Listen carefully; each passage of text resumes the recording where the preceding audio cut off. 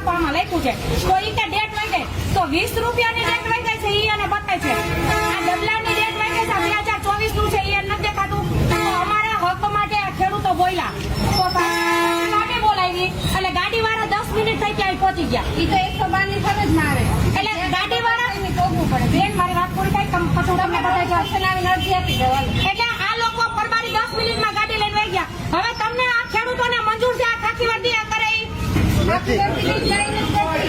તો એમ નહીં તો 10 મિનિટમાં ગાડી કેમ આવે છે હું કોઈ ડખો કરવા નથી આવી હું મારા હક માટે લડવા આવી છું તો કાયદેસરનું કરવું છે મારે કાયદેસર કરવું છે હા